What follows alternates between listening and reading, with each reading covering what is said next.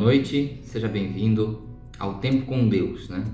Essa é uma alternativa nossa para que a gente possa ter esse momento durante a semana de meditarmos na Palavra de Deus, de podermos compartilhar pedidos de oração, motivos de gratidão a Deus no grupo nosso no WhatsApp ou aqui também nos comentários desse vídeo, para que possamos orar juntos, para que possamos compartilhar uns com os outros as nossas alegrias, as nossas tristezas, as nossas dificuldades e as bênçãos que Deus coloca nas nossas vidas, né? A ideia é que toda semana a gente possa, durante a semana, refletir na Palavra de Deus, aprender um pouco mais, ter um tempo de fato com Deus, de aprender da Palavra dele e também que possamos ter esse contato semanal, eu com os irmãos. Hoje vamos meditar um pouco no texto de Isaías 61, então pegue sua Bíblia, meditação rápida, mas abra lá em Isaías 61, nós vamos meditar em apenas um versículo, mas que envolve ali alguns outros, vamos também ler um pouco outros trechos que vão colaborar ali para a aplicação que nós temos para essa noite. Mas lá em Isaías 61, o verso 3, a metade final do verso 3 diz assim: eles serão chamados carvalhos de justiça, plantados pelo Senhor para a sua glória, né? Esse aqui é um trecho que está ali no capítulo 61 de Isaías, que na realidade é uma pequena parte de um contexto muito maior, né? Que é muito conhecido por nós, quando ele começa lá: o Espírito do Senhor Deus está sobre mim, porque o Senhor me ungiu para pregar boas novas aos pobres, enviou-me a curar os quebrantados de coração, proclamar libertação aos cativos e a pôr em liberdade os algemados, e apregoar o ano aceitável do Senhor. É isso que ele fala nos versos 1 e 2, ali até uma parte do verso 2 na realidade, mas isso é citado no Novo Testamento, por isso talvez nós conhecemos bastante esse texto aqui, né? E olhando então para o livro de Isaías como um todo, e olhando para o contexto específico dessa passagem aqui, nós vemos que o profeta Isaías, ele mesmo é ungido pelo Senhor, pelo Espírito Santo de Deus, para pregar as boas novas aos que necessitam, né? Nós vemos que isso num primeiro grau, digamos assim, num primeiro nível, isso se aplica a ele mesmo, até porque ele, como profeta, se enquadrava nisso aqui, como alguém ungido pelo Espírito Santo de Deus para pregar aqueles que necessitam, né? E aquilo que ele mesmo está fazendo aqui nessa profecia é exatamente isso, né? Proclamar o grande dia do Senhor, proclamar as boas novas, pregar as boas novas àqueles que necessitam, né? Só que nesse momento, Isaías ele era na realidade um tipo, ou seja, um exemplo daquilo que viria à frente, né? Aquilo que tem um cumprimento muito maior lá na frente, que é Jesus Cristo. Por isso que lá no Novo Testamento, em Lucas, no capítulo 4, os versos 16 a 19, Jesus ele abre o rolo de Isaías e lê na sinagoga esse mesmo texto e diz às pessoas que estavam ali naquele momento que ele era o cumprimento daquela profecia, né? Jesus apresenta então que ele era o cumprimento maior, nos mostrando que Isaías era um tipo, ele estava ali representando um exemplo, né? Um exemplo menor, e todo exemplo na realidade ele normalmente é menor, e ele estava então sendo esse tipo, esse exemplo de Cristo que viria lá na frente, e seria o cumprimento pleno dessa profecia aqui que está no livro de Isaías. E é exatamente por isso que lá em Lucas Jesus faz isso, ele abre o rolo e ele vê e lê os versos 1 e 2 e diz ali às pessoas que estavam ali na sinagoga que ele era o cumprimento daquela profecia, né? E olhando então para o contexto maior das Escrituras, olhando para esse texto do Antigo Testamento à luz do Novo Testamento, como devemos olhar, nós vemos que o texto de Isaías se refere sim a Cristo em um final muito maior e muito mais grandioso, né? Se refere a Cristo como ungido pelo Espírito do Senhor para trazer as boas novas de libertação a todos aqueles que necessitam, né? A todos esses que estão sendo ditos aqui, né? Aos pobres, aos quebrantados de coração, aqueles que estão cativos, os que estão algemados, né? A todos os que choram, a todos aqueles que estão angustiados. Cristo vem e traz libertação e traz bênção para todas essas pessoas, né? E lá no verso 3, que é o que nós lemos logo no início, onde diz: eles serão chamados carvalhos de justiça, plantados pelo Senhor para a sua glória, nós vemos que aqueles que são abençoados por essa boa notícia que o ungido do Senhor traz, eles são chamados assim, são chamados de carvalhos de justiça. É muito interessante olharmos para isso, porque essa descrição que o profeta faz do povo de Deus, ela denota firmeza. Ela denota um povo que está firmado, um povo que é firme, né? E essa é uma virtude que nós precisamos persistir. Nós precisamos buscar ter firmeza. Essa firmeza na vida cristã, ela é imprescindível em todos os momentos. E especialmente nos momentos difíceis. Especialmente em tempos de dificuldade. Principalmente nas dificuldades que nós precisamos, não somente, mas principalmente nas dificuldades que nós precisamos buscar desenvolver firmeza, para que a gente possa se manter, independente daquilo que acontece, né? Da mesma forma que em meio a uma tempestade que você percebe a necessidade, ou então que você de fato precisa ter uma casa bem alicerçada e bem construída, porque senão na tempestade aquilo vai ceder, né? Eu me lembro da minha infância na cidade onde eu morava e moro até hoje, de ter tido algumas tempestades muito violentas, né? Poucas vezes aconteceu isso. E algumas casas foram destelhadas, né? A minha casa, inclusive, eu lembro que uma janela que tinha na minha casa, essa janela ela abriu, é uma janela de vidro, e ela abriu e começou a balançar, né? Nós não sabíamos que precisava estar melhor alicerçada aquela janela, que ela precisava estar presa numa viga mais firme para que ela não cedesse com a tempestade, né? Aí está a necessidade de firmeza. E da mesma forma como acontece numa tempestade, acontece nas nossas vidas. Da mesma forma como acontece numa tempestade, acontece com as nossas vidas. Nós precisamos de firmeza em todos os momentos, mas especialmente nos tempos de dificuldade, que é quando nós vamos sentir falta dessa firmeza de fato, né? E no texto de Isaías aqui, ele usa a imagem de um carvalho, né, para descrever o povo de Israel redimido pelo Senhor.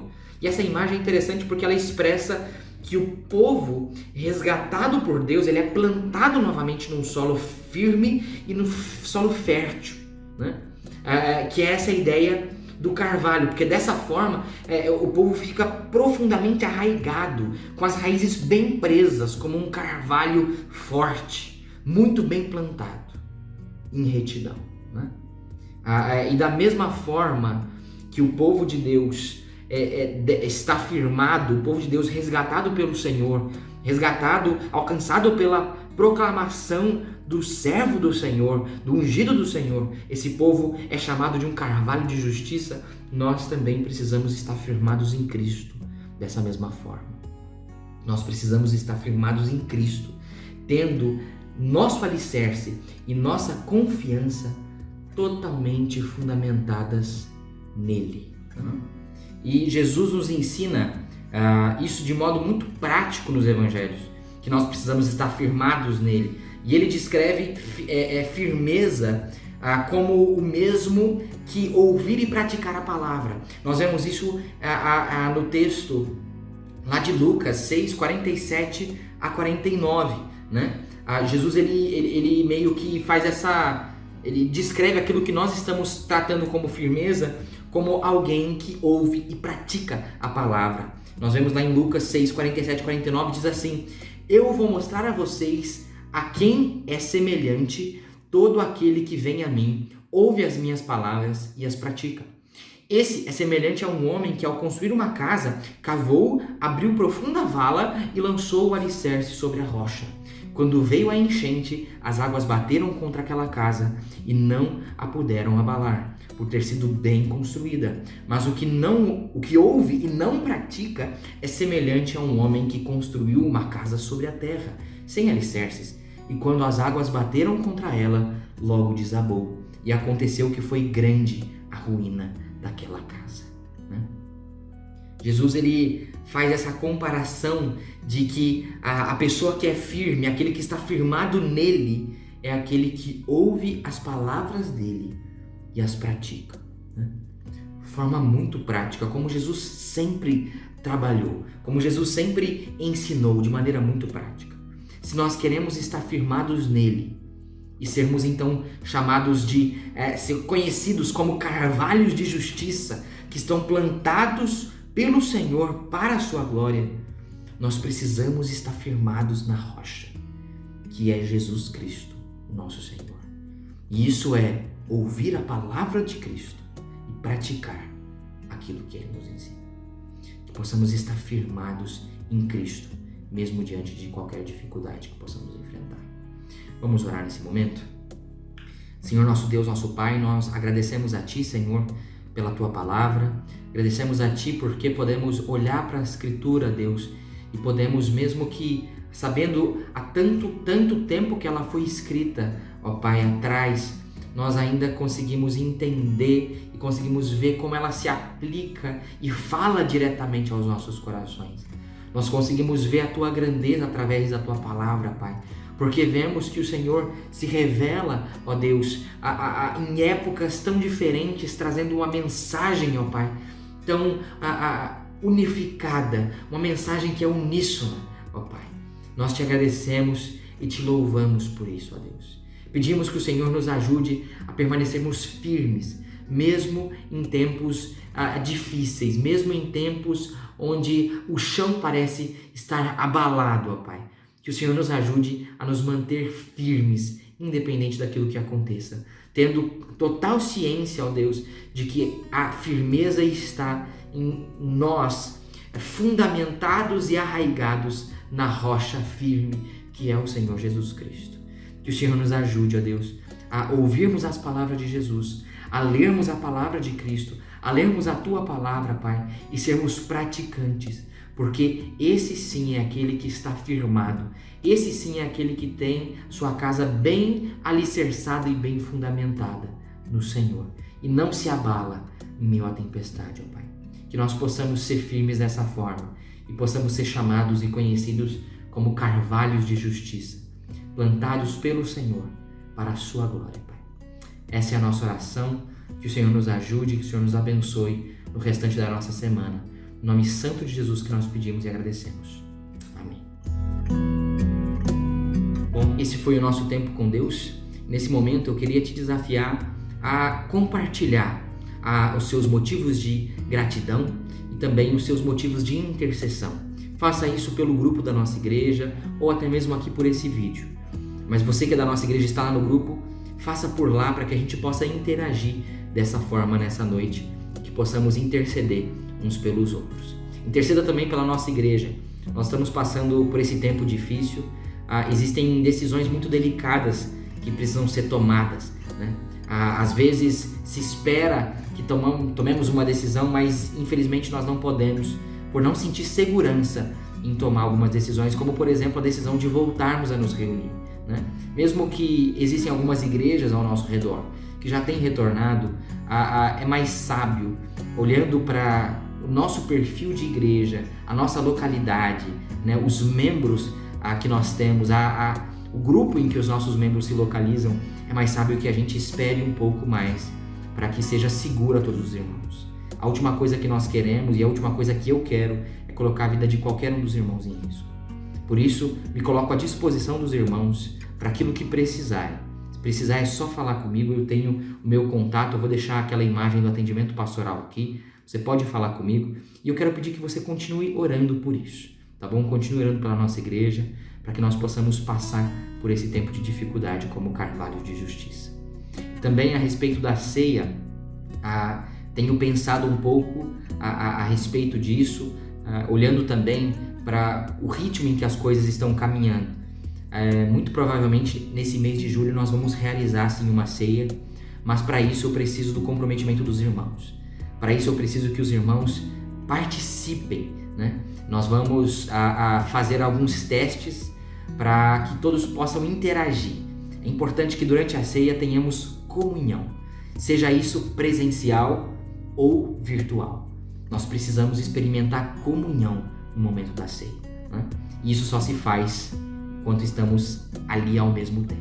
Então, para isso eu preciso da interação dos irmãos nos vídeos, nos grupos, que os irmãos possam estar interagindo mesmo dessa forma virtual, para que a gente possa realizar a ceia do Senhor, mesmo nessa plataforma aqui, tá bom? Mas eu vou manter os irmãos informados aqui por esse momento, o tempo com Deus, e também pelo grupo da nossa igreja, eu vou manter os irmãos informados. Que Deus te abençoe, um bom resto de semana, e esse foi o nosso tempo com Deus.